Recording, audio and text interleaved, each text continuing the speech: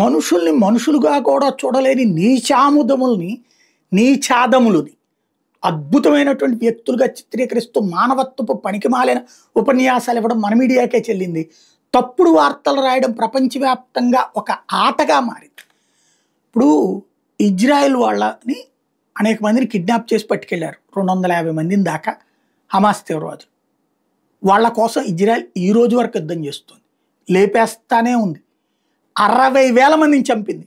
1,200 మందిని చంపి 250 మందిని అంటే టోటల్గా 1,500 మంది అనుకోండి. 1,500 మంది కోసం 60,000 మందిని చంపింది. హమాస్ని తొదముట్టిస్తోంది. ఇక్కడ ఎవరి కోసం ఎవరు పోరాడినట్టు? ఇజ్రాయెల్ ప్రజల కోసం ఇజ్రాయెల్ పోరాడింది. అదే 60,000 మంది చస్తున్నా 50 మందిని 100 మందిని విడిచిపెట్టనటువంటి హమాస్ ఎంత నీచ దేశం, ఎంత నీచ తీవ్రవాదులు వాళ్ళు.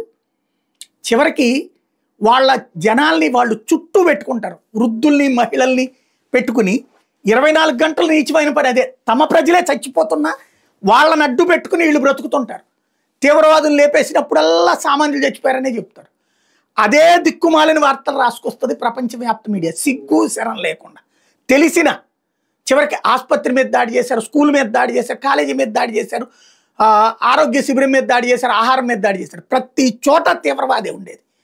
తీవ్రవాది ఈ జనాల్ని చుట్టూ పెట్టుకుని ఆడబతుకుతుంటే వాడిని చంపినప్పుడల్లా సాధారణ ప్రజలు చచ్చిపోయారు. ఎస్, చంపుతున్నది ఎవరు? అక్కడ ఉన్న తీవ్రవాది.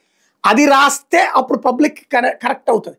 కానీ సాధారణ ప్రజలు చచ్చిపోయారు, ఇజ్రాయెల్ ఆహారం కోసం వెళ్తామని చంపేశారు, హాస్పిటల్ మీద దాడి చేసింది, ఇట్లాంటి దిక్కుమాలిన దరిద్రపు వార్తలు రాయడం అంతర్జాతీయ పనికిమాలిన మీడియాకి, మన తెలుగు మీడియాకి కూడా అలవాటైపోయింది.